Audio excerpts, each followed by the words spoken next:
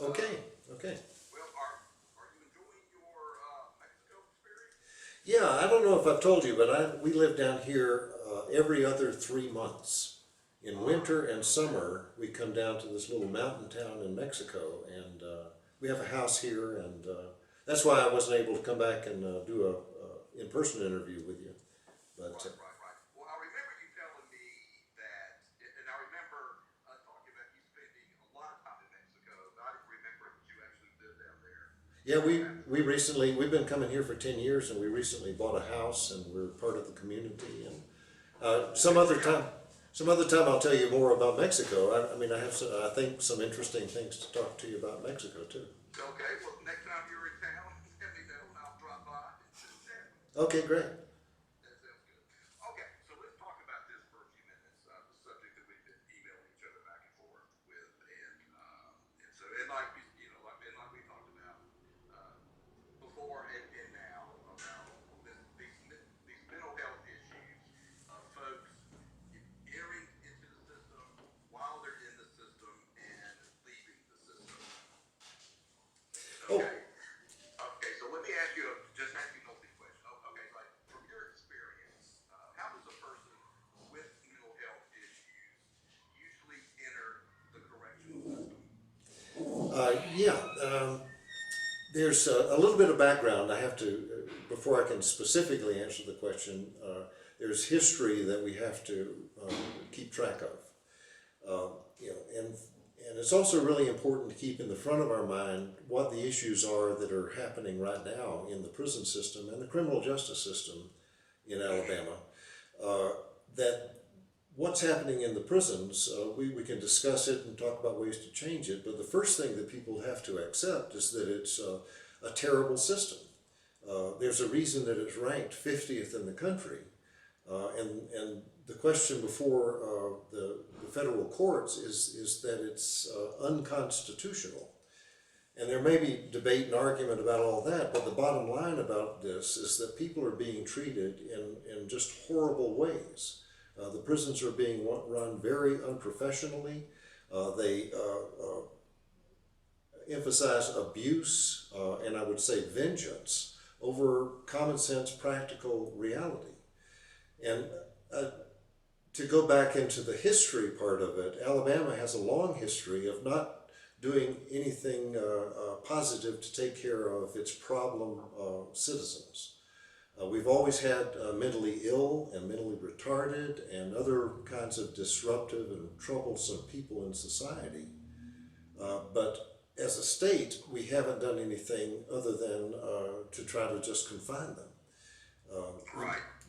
You may recall Alabama's mental health system was grotesquely unconstitutional, and in the 1970s, beginning in 1972, they were under a court order to provide basic humane living conditions as well as some kind of treatment for people who were mentally ill. The case was called Wyatt versus Stickney in 1972, and Right. it led to what has been called the deinstitutionalization of mental health in Alabama, and that spread to many other places around the country too. But the bottom line, since 1972, over all those decades, people were released from mental hospitals. You recall, if you read about the details of how people were treated, it was primitive. It was just brutal ways that people would be locked in mental hospitals for their entire lives and receive no treatment and have no sort of legal protections. And so the federal courts ordered them to either provide them with treatment or let them go. And the state of Alabama let them go. They put them on the streets. And so the directive then was, well, then provide them with some sort of community resources. Right. Right. Uh, And yes, go ahead. I was saying, and I reread the piece that you gave me, that you sent me earlier, and of course I've heard it, from other professionals as well, that since then, since there, since there's since they've closed the mental health, the larger mental health institution, communities haven't been able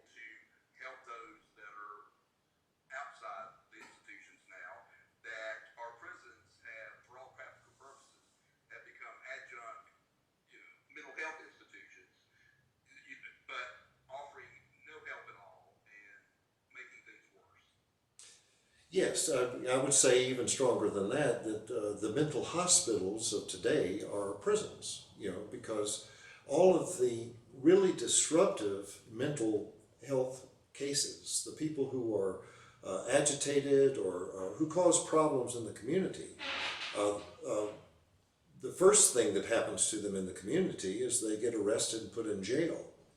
And if all of these things that I can say about Alabama prisons being inadequate and abusive and you know inefficient, uh, the jails are probably 10 times worse. They are vastly overcrowded, provide no services at all, and so local police departments and sheriffs are called on a routine basis to deal with troublesome mentally ill people or other kinds of people, and don't have anything to do with them. And so it's what has happened is that those people have graduated toward to committing serious enough crimes to be taken out of the jails finally, and then put into prisons. And so they have gravitated and they have filled up prisons. And so I would say all of the difficult back ward cases that used to be in Bryce Hospital are now in various prisons. And I was able to see the women's prison and see the whole system in total because there's only one women's prison. But there's a prison hospital for the prison system. Every male prison has large caseloads of severe psychiatric cases, and they just have, that's what the point of this current legal case is that everybody has said and agreed that there's no adequate treatment being provided for them while they're in prison. Right. Why don't you talk to me for a few minutes? If people don't understand who I am, I'm really kind of a local guy. I was born and raised in rural Florida, 10 miles from the Alabama line, and my family is from rural stock. But I was privileged to be able to get some advanced education actually at the University of Alabama. I was trained to be a clinical psychologist, but I was also trained as a specialist in correctional psychology. And after that, I did a career working in correction systems all over the country, and I spent most of my time working in the Federal Bureau of Prisons, running the psychology services in prisons, but also consulting with management about how to effectively run prisons. So I say with modesty, I hope some level of an expert in the field. I retired we're allowed to retire at an early age, what they call hazardous duty retirement from working in that kind of a setting at the age of 55. And then I was a little bored, and I knew that Alabama was having problems with their prison system, and so I thought I would just go and go to work there. So I took a job, worked for 2 months for the contract psychological services. All the medical and psychological services in all the Alabama state prisons are done on a contract with an outside agency. I can only say that when I walked into the door, they were particularly having troubles with Tutwiler because, as you recall, staff there had been extremely abusive to the women there, and the federal U.S. Department of Justice had come in and was beginning an investigation. So I was hoping to be of some assistance to them, to provide them with some help in that regard. But my shock was that there was nothing to be done there. The system was so chaotic, disorganized, and on top of that, the whole tone of it was simply abusive. There was no adequate medical care, psychological care, even though they had these contracts providing for really quite a number of expensive professional staff. Nothing was being accomplished because it was impossible to get the women out of their cells. They were on nearly continuous lockdown. So really, I would say no serious psychological programs were being provided. The inmates. So in other words, if someone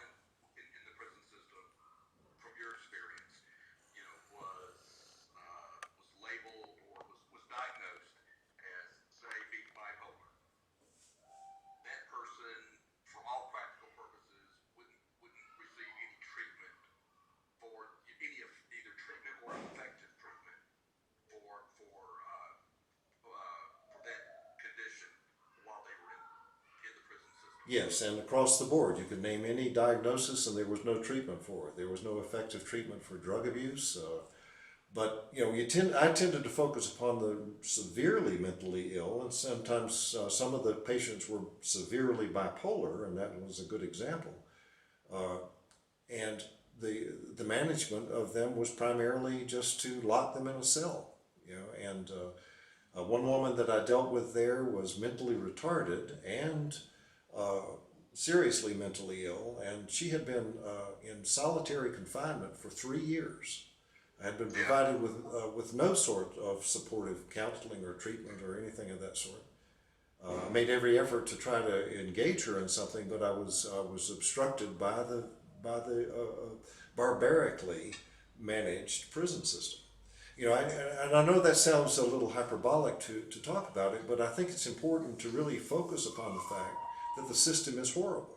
It is any person with any sensitivity, if they walked in there, they would agree with me. But it's being managed, politically in some sort of way, and I'm not competent to get into talking about the politics of it.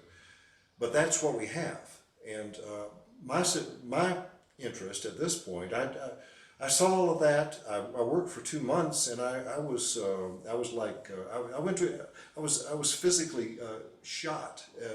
I tried everything I could do to try to be of some help, and finally I announced, that I can't go on. I need to stop, and so I wrote some articles for newspapers, and you did an interview with me a couple of years ago, and I tried to bring it to the public's attention that they really need to, not just accept what they're being told about the prison system, but I'm telling them something that's different, that's truer than what they're being told. Right. Okay, so released from the correctional system. Yeah, I did want to comment earlier. I said there is a community mental health system, and every county has an office and so forth, and I don't want to disparage those people in any way. They are doing what they can, they are doing good work and so forth. They are very competent people, but the point is that they are so vastly under-resourced that they can't provide help for all of this vast number of people who are now being held in prison. So they were not, these seriously, especially these really disruptive mental patients, could not be helped by the mental health system because they didn't have any resources, adequate resources to deal with them. That's why they ended up in prison. To release them from prison will put them back in the same situation. They won't be able to provide them with those resources now. There's no proposal in the legislature to upgrade mental health services. In fact, the state of Alabama is spending large amounts of money just fighting the lawsuit, claiming that what is being said is not true, which is exactly what they did in the Wyatt versus Stickney case in the 1970s. I just happened to read about it. The state of Alabama spent $15 million fighting the lawsuit that those were abusive conditions at that time. So anyway, that's politics, and I can't really go into that. Right. I got you.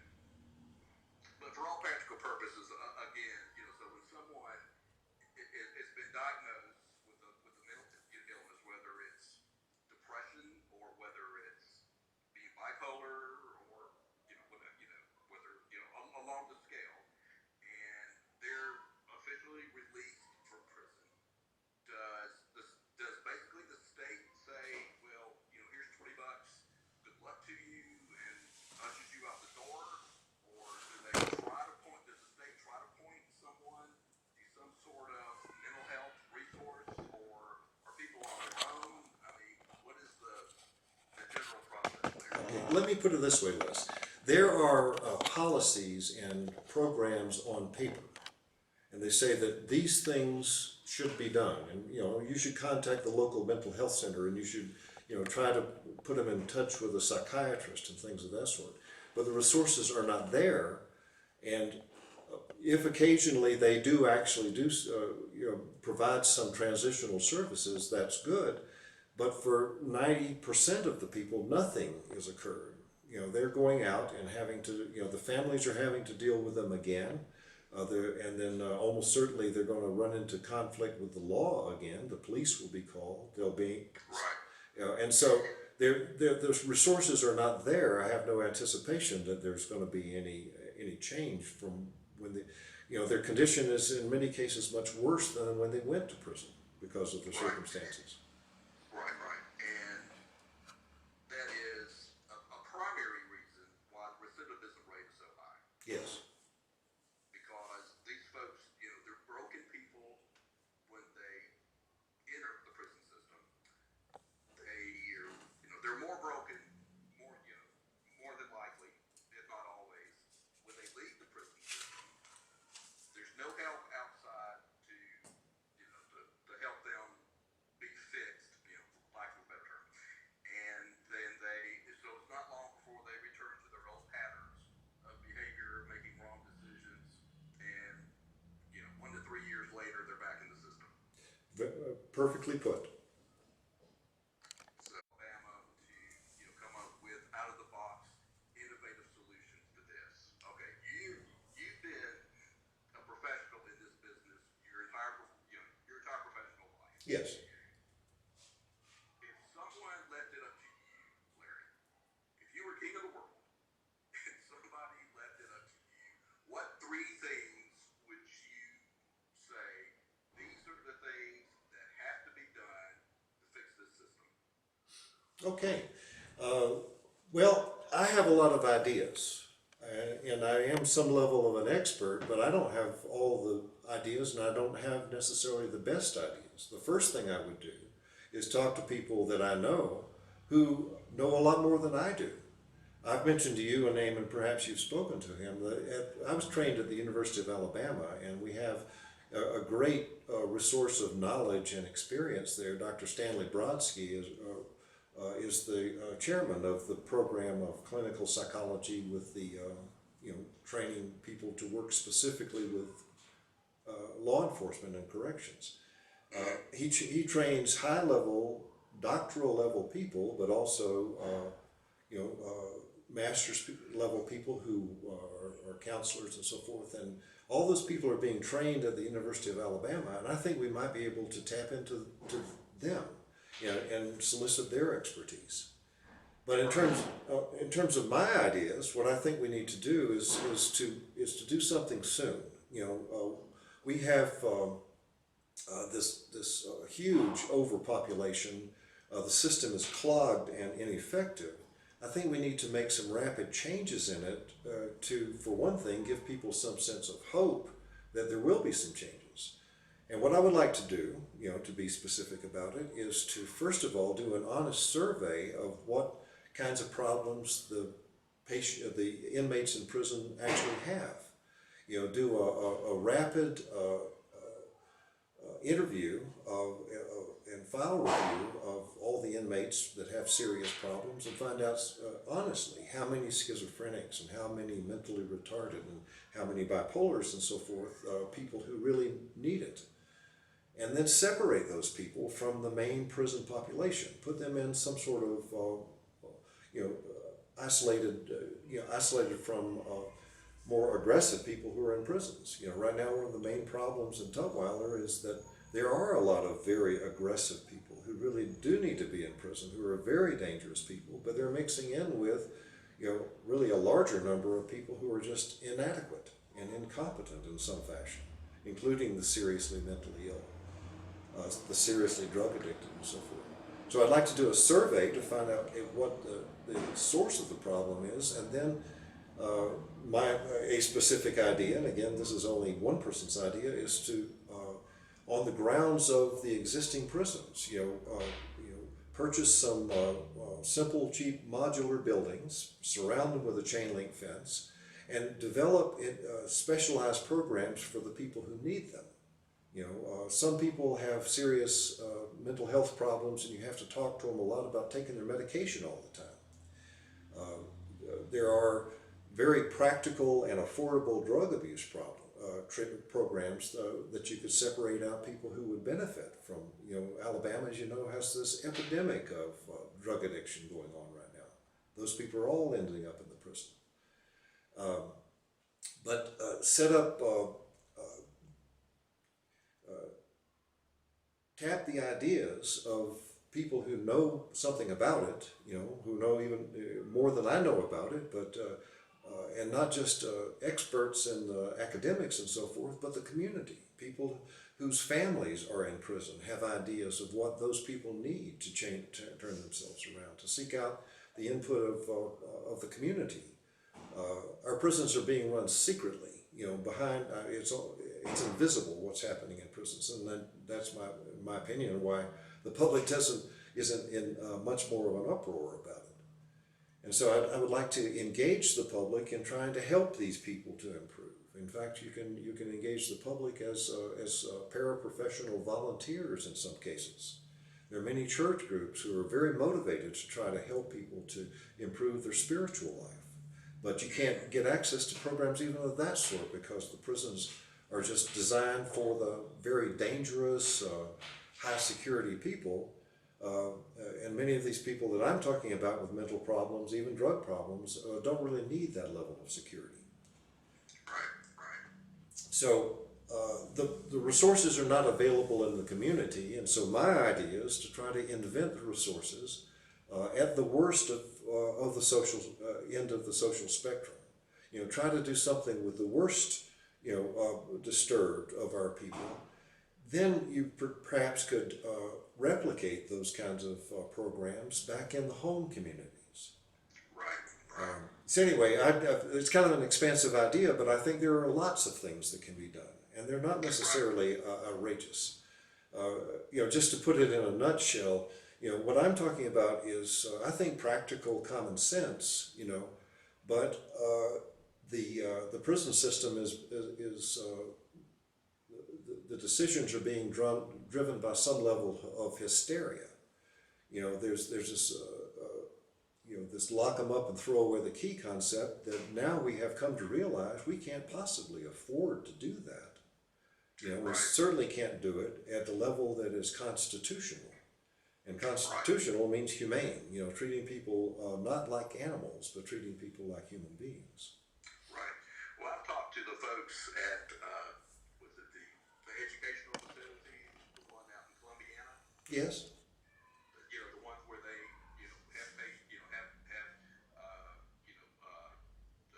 inmates who are just, who are like on their final lap of their sentence. Yes. And they are, and they have a 6-month program, and of course it's lockdown. I mean, it's prison-esque, but the guards don't have knives, the guards don't have guns, they don't have batons. They treat them with respect. They call them Mr. and Mrs. and and they, like I said, they just treat them, like we all want to be treated. With some humanity and some respect. And they're like, this is Exhibit A of how you don't have to treat them like animals. You can treat, people that are incarcerated, you can treat them with respect, treat them with humanity, and they will show that to you. And so, well, that's been my experience. I worked for 30 years in prison, and I tried to demonstrate and model that if you treat people with respect, they will begin to behave that way too. And I think that's just common sense also. I mean, if you treat people, if you're insulting them and putting them down all the time, they're not going to develop any sort of a positive self-image from that. And anyway, I guess I'm rambling a little, but good. No, we're fine. Okay, so what question haven't I asked that I should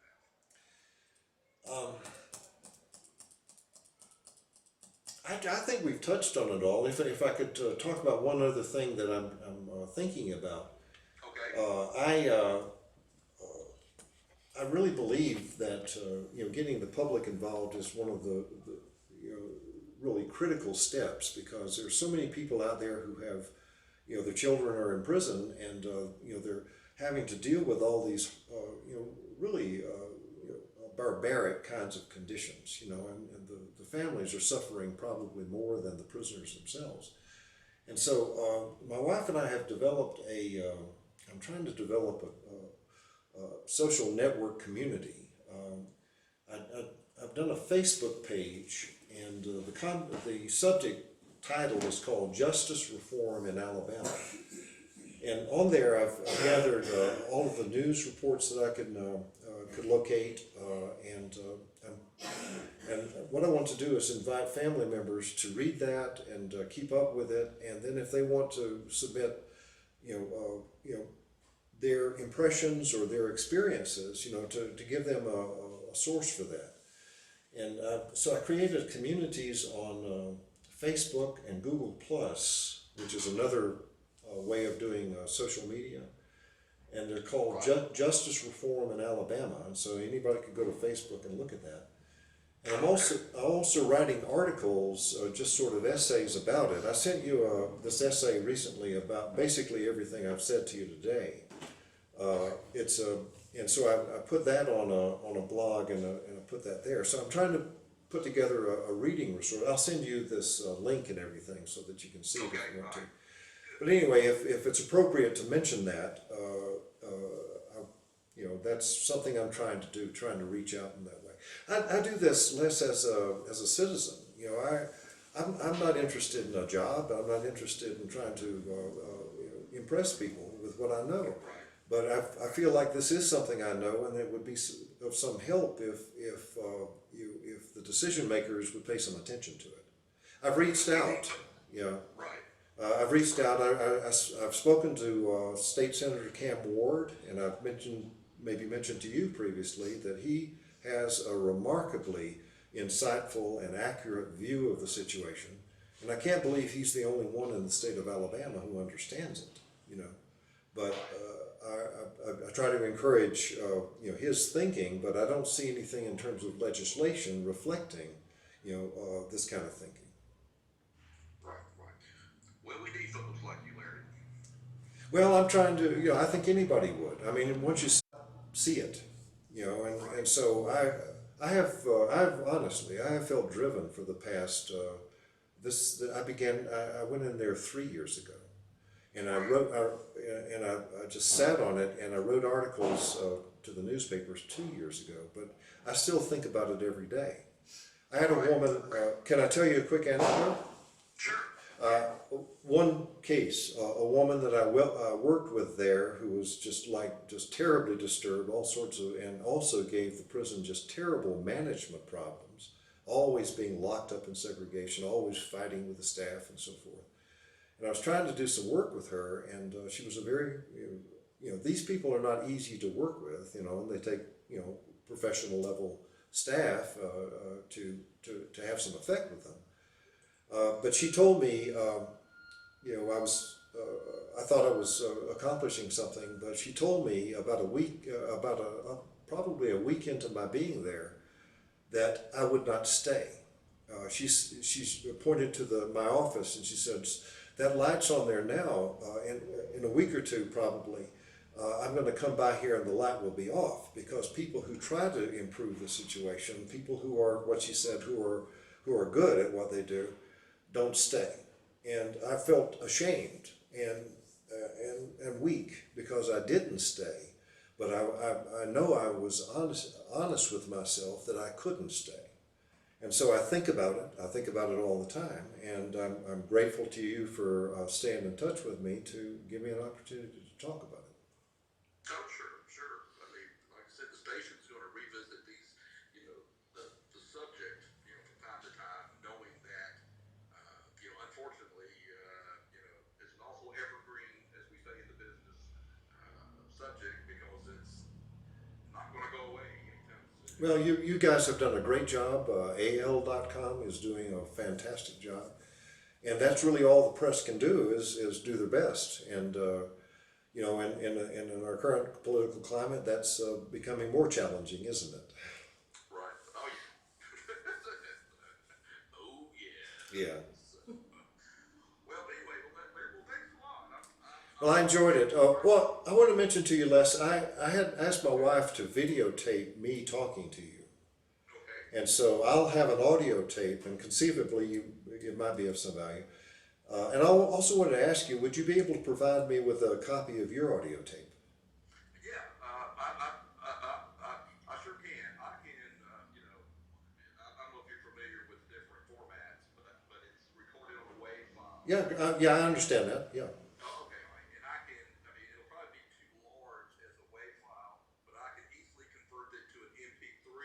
I'll tell you, the other thing you could do, Les, is put it on a jump drive, a flash drive, and just mail it to me. I could do that as well. Yeah. I could do that as well. Yeah.